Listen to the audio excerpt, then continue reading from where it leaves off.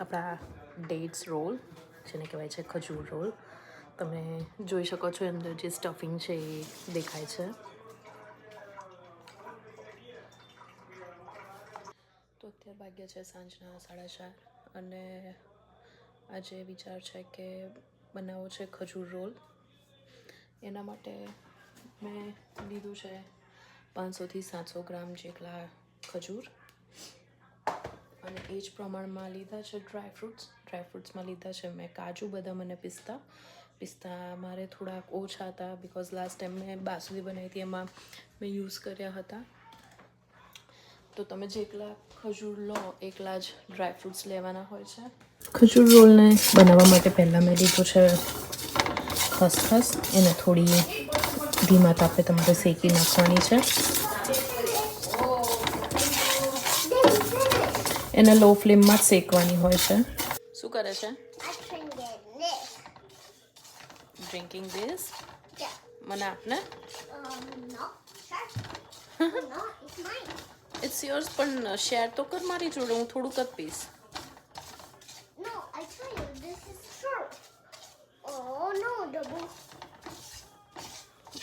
આપણે જે ખસખસ લીધી હતી એને હવે કાઢી લઈશું. હવે સેમ જ પેનમાં આપણે એડ કરીશું જસ્ટ 1 ટેબલ સ્પૂન ઓફ ઘી. બહુ નથી લેવાનું, તમારે ખાલી ડ્રાયફ્રૂટ શેકાય એટલું જ લેવાનું છે. અને ડ્રાયફ્રૂટ્સને બી આખા નથી શેકી કાઢવાના. ખજૂરને જ્યારે તમે શેકો એ પહેલાં તમારે ડ્રાયફ્રૂટ શેકી લેવાના છે.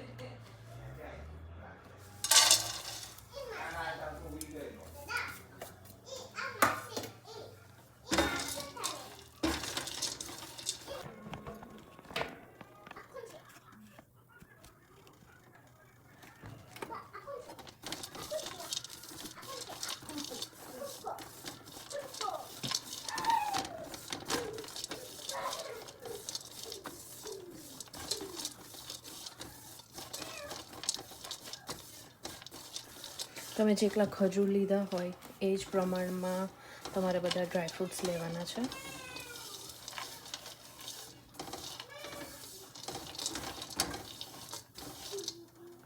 પસંદગીના બી ડ્રાયફ્રૂટ્સ એડ કરી શકો છો. દ્રાક્ષ છે, અખરોટ છે, કાજુ, બદામ, પિસ્તા છે, તમને જે ગમે એ. પણ મારે અહીંયા કાજુ, બદામ અને પિસ્તા હતા અત્યારે અવેલેબલ મારી જોડે, એટલે મેં આ 3 જ એડ કર્યું છે. જ્યારે શિયાળો આવે ત્યારે આવું ગરમ વસ્તુ ખાવાની ખૂબ જ મજા આવે છે.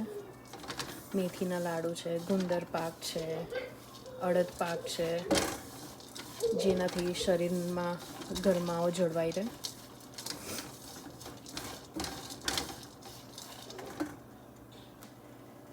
તો આપણા ડ્રાયફ્રૂટ્સ બરાબર શેકાઈ ગયા છે.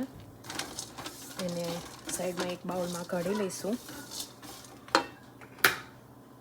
હવે સેમ જ પેનમાં આપણે મૂકી દઈશું 1 ટેબલ સ્પૂન ઓફ ઘી. બહુ નથી મૂકવાનું, ખાલી 1 ટેબલ સ્પૂન જ મૂકવાનું છે. ખજૂરને તમે જ્યારે પેનમાં એડ કરો એને પહેલાં તમારે કાપી કાઢવાના છે.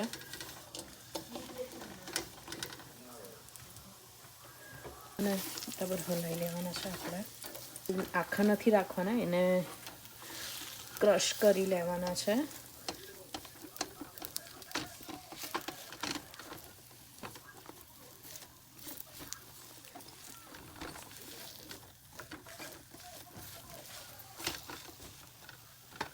તમારે એકદમ એને લો ફ્લેમમાં શેકવાનું હોય છે.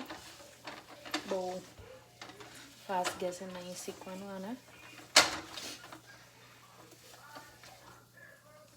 તમે જોઈ શકો છો આપણા ખજૂર સરસ રીતે ઘીમાં સતળાઈ ગયા છે અને મેશ બી થઈ રહ્યા છે. એનો મતલબ આપણા ખજૂર રેડી છે. ખજૂરને રોલ કરતાં પહેલાં આપણે જે શેકેલા ડ્રાયફ્રૂટ્સ હતા એને બધાને મિક્સ કરી દઈશું એક બોલમાં. પછી આપણે જે ખસખસ લીધી હતી, શેકી હતી, એને પણ આમાં એડ કરી દઈશું. ખજૂરને છે ને આપણે આ જે ડ્રાયફ્રૂટ્સ મિક્સ કર્યા છે ને એમાં મૂકી દઈશું. બહુ નથી લેવાનું, થોડુંક જ લેવાનું છે. અરાઉન્ડ 2-2.5 ચમચી જેટલું લેવાનું છે. અને આ બધું જે છે એને એના સાથે મિક્સ કરી દઈશું. તમે આમાં તજનો પાવડર બી નાખી શકો છો. મારે તજનો પાવડર નથી સો હું ખાલી લઈશ એલચીનો પાવડર. બધાને આપણે એકદમ સરખું મિક્સ કરી દઈશું ડ્રાયફ્રૂટ સાથે. ખજૂરને રોલ કરવાની પણ એક ટેકનિક છે, એ ટેકનિક પ્રમાણે જ આપણે કરીએ. તો એને રોલ કરવા માટે તમારે અડધું લેવાનું છે foil paper.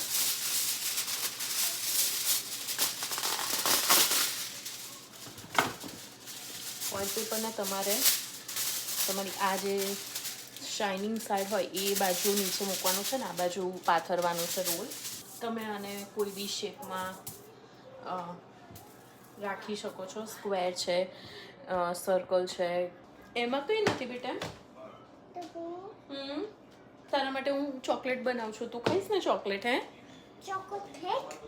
Chocolate cake? Yes, તું ખાઈશ ને ચોકલેટ?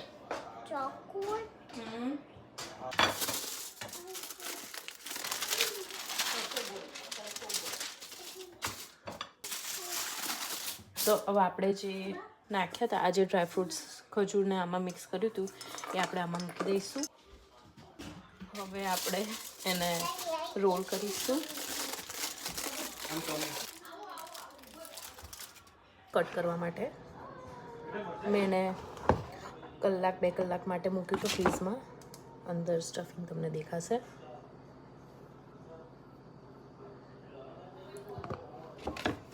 મેં 2 કલાક જે ઠંડુ થવા દીધું ફ્રીઝમાં, એના લીધે હવે મસ્ત કટ બી થાય છે, ઇઝીલી થઈ જાય છે કટ.